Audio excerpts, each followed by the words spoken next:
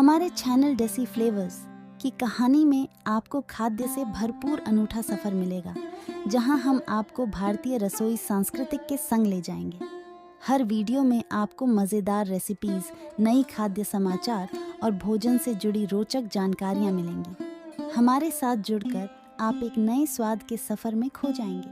Subscribe करें और साथ में चलिए, क्योंकि खाना एक कहानी बनाता है। तो चलिए शुरू करते हैं।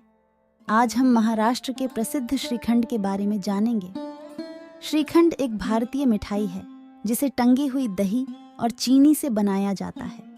यह मुख्यतः गुजरात और महाराष्ट्र में लोकप्रिय है और इन दोनों राज्यों के प्रमुख मिष्ठानों में से एक है। श्रीखंड शब्द संस्कृत शब्द शिखारिणी यानी दही, जिसमें दही और अन्य स्वादवर्धक पदार्थ जैसे केसर, फल, मेवे और कपूर मिलाए गए हों से आया है। इसकी उत्पत्ति क्षीर मतलब दूध और खांड मतलब चीनी से भी मानी जाती है। फल युक्त श्रीखंड मथो इसका एक लोकप्रिय प्रकार है, जिसे मिठाई के रूप में गुजराती खाने के साथ परोसा जाता है। महाराष्ट्र में श्रीखंड का एक अन्य लोकप्रिय प्रकार आम्रखंड है, जो आम के गूदे को मिलाकर बनाया जाता है। गुजरात में विशेषकर खंभात में इसे तरल रूप में परोसा जाता है, जिसे शेडकी कहते हैं। इसे गुलाब की पंखुड़ियों के साथ ठंडा करके मिट्टी के पात्रों में परोसा जाता है। महाराष्ट्र में श्रीखंड को दूध, दही या पानी मिलाकर पतला करके एक पेय के रूप में भी परोसा जाता है और यह पीयूष कहलाता है। पीयूष सामान्यतः महाराष्ट्र के सभी रेस्तराओं में मिलता है। श्रीखंड भारतीय उपमहाद्वीप की एक पारंपरिक मिठाई है जो छाने हुए दही से बनाई जाती है। इसे अक्सर थाली, प्लेट के हिस्से के रूप में या पूरियों के साथ परोसा जाता है।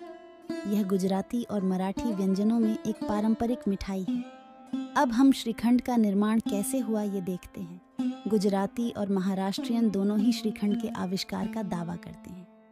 एक लोकप्रिय किंवदंती के अनुसार श्रीखंड का आविष्कार यात्रा करने वाले चरवाहों द्वारा किया गया था। रात भर यात्रा के दौरान अपने दही को आसानी से ले जाने के लिए उन्होंने उसका मट्ठा छान लिया। चूंकि छना हुआ दही सुबह तक खट्टा हो गया था, उन्होंने इसे और अधिक स्वादिष्ट बनाने के लिए इसमें चीनी मिला दी, जिससे श्रीखंड का निर्माण हुआ। खाद्य इतिहासकार के टी अचाया के अनुसार श्रीखंड पहली बार लगभग 500 ईसा पूर्व बनाया गया था।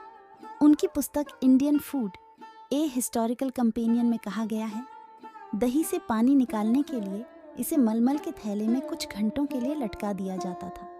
द्रव्यमान में चीनी और मसाले मिलाने से शिखरिणी यानी आधुनिक श्रीखंड के समान प्राप्त होती थी, जिसे पहली बार लगभग 500 ईसा पूर्व देखा गया था। 11वीं सदी के कन्नड़ कवि चावुंदराय द्वितीय ने कृषि पर अपनी पुस्तक लोकोपकारा में स्वाद और मसालों के साथ मिश्रित छने हुए दही के रूप में शिखरिणी की विधि दी थी। श्रीखंड का भी उल्लेख किया है। श्रीखंड कैसे बनता है ये भी देखते हैं। श्रीखंड बनाने के लिए दही को एक कपड़े पर डाला जाता है। मट्ठा निकालने के लिए चीज़ क्लॉथ को बांधकर कई घंटों तक लटका दिया जाता है। छने हुए दही को एक कटोरे में निकाल लिया जाता है और चीनी, केसर और इलायची मिला दी जाती है। स्वाद को मिश्रित करने और एक चिकनी, मलाईदार बनावट प्रदान करने के लिए मिश्रण को अच्छी तरह से फेंटा जाता है। फिर इसे ढककर कुछ घंटों के लिए ठंडा किया जाता है और परोसा जाता है। तैयार श्रीखंड को परोसने से पहले बादाम या पिस्ता से सजा सकते हैं। अब श्रीखंड में बहुत से फ्लेवर्स आए हैं, जैसे कि फ्रूट खंड, गुलाब जामुन श्रीखंड, चॉकलेट श्रीखंड, वेलची श्रीखंड, स्ट्रॉबेरी श्रीखंड आदि। श्रीखंड खाने में स्वादिष्ट होने के साथ साथ बहुत पौष्टिक भी होता है। श्रीखंड गुजरात और महाराष्ट्र में बनाया जाने वाला एक लोकप्रिय व्यंजन है। श्रीखंड को ताजे ठंडे दही से बनाया जाता है, इसलिए गर्मियों में इसका सेवन काफ़ी अच्छा माना जाता है।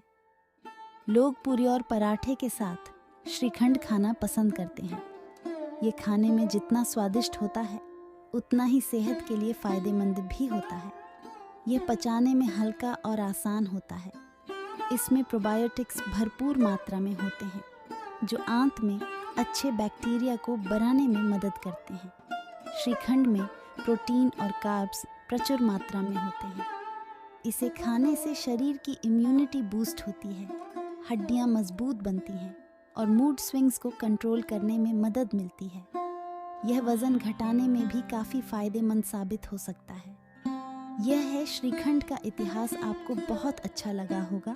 मैं आशा करती हूँ कि आपको ये जानकारी पसंद आई होगी। तो ऐसे ही महत्वपूर्ण जानकारी के लिए मेरे चैनल को ज़रूर सब्सक्राइब और लाइक शेयर करिए।